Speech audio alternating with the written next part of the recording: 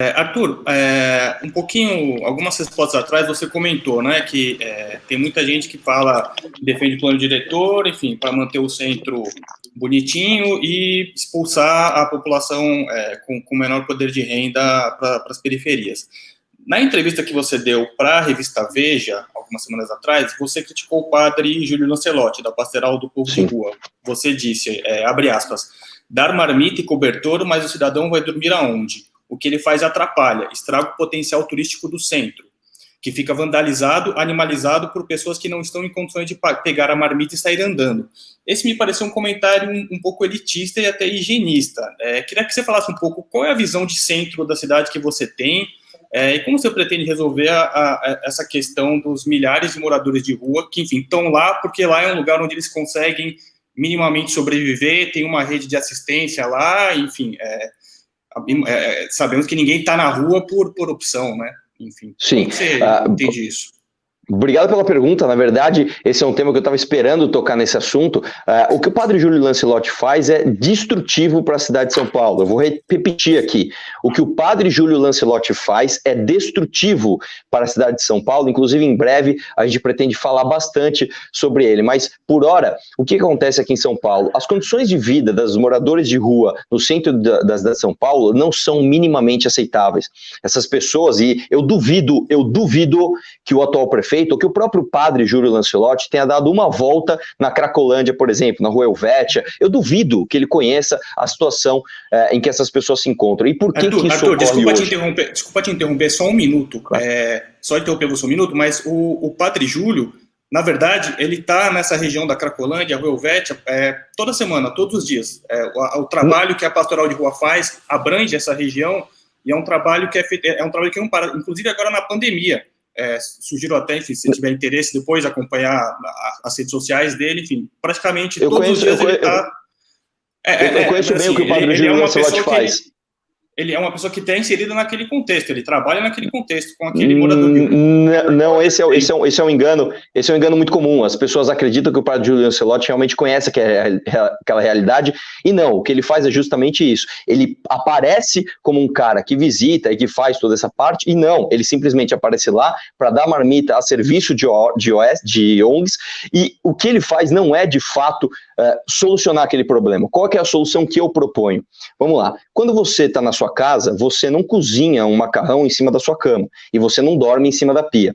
O centro histórico de São Paulo não é lugar para que você crie um ambiente onde você dá a comida e o morador de rua simplesmente pega uma marmita, um cobertor, dorme na rua, acorda e sabe-se lá onde esse cara vai fazer suas necessidades, onde ele vai largar aquele lixo daquela marmita, etc. Não é isso que deve ser feito.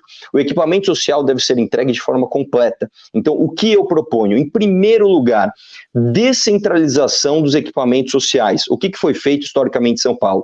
Já que o centro é um lugar onde todo mundo vê, os prefeitos, para pagar de bonitinho, fazem ali os seus equipamentos sociais, trazem ali aquelas barracas, aquelas cabanas, e dão chuveiro, não sei o quê, e o morador de rua que se vire, que durma na porta do Largo São Francisco, que faça xixi, que faça cocô no meio da rua, que é o que de fato acontece, porque essas pessoas não são atraídas para dentro do abrigo. O que deve ser feito? A descentralização dos equipamentos sociais, para que o centro histórico de São Paulo, inclusive, tenha o seu potencial turístico explorado, para que a gente tenha orçamento justamente para cuidar dessas pessoas.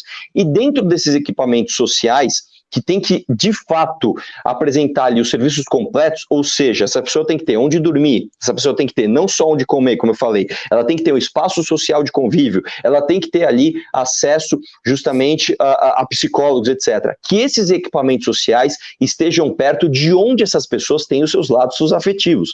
Uma pessoa que é um morador de rua, ela não está em situação de... o problema principal dela não é estar na rua. Existe um problema prévio que a levou a estar numa situação de rua. E isso necessariamente passa pela destruição dos seus laços afetivos. Então você pega, por exemplo, uma pessoa que nasceu em Hermelino Matarazzo, uma pessoa que nasceu em Engenheiro Marcilac, uma pessoa que nasceu em Brasilândia, destrói todos os laços afetivos que essa pessoa tem com seus familiares, com seus amigos de infância, leva essas pessoas para o centro, porque lá é bonitinho, porque lá todo mundo vê, dá uma marmita, um cobertor e, meu irmão, um abraço para você. Aí a prefeitura vai, em época prévia, né, a eleição, constrói um banheiro ali do lado do Largo São Francisco e acha que assim está revitalizando a cidade, acha que assim está cuidando das pessoas. Não está. Inclusive, um dos maiores erros que houve, inclusive na gestão Haddad, que ampliou, inclusive, as casas de acolhida, é não oferecer uma casa de acolhida que acolha o núcleo familiar. Como é que você vai cuidar de uma pessoa de rua, em situação de rua, se essa pessoa, quando de entrada no abrigo, tem de se separar da sua esposa, do seu filho, até mesmo do seu cachorro, que muitas vezes não tem nem canil nesses equipamentos sociais. Então, oferecer o equipamento social completo, que trate o núcleo familiar de forma descentralizada, é a solução para o centro de São Paulo, e não apostar num padre ongueiro que dá marmita e cobertor e o pobre é que se vire.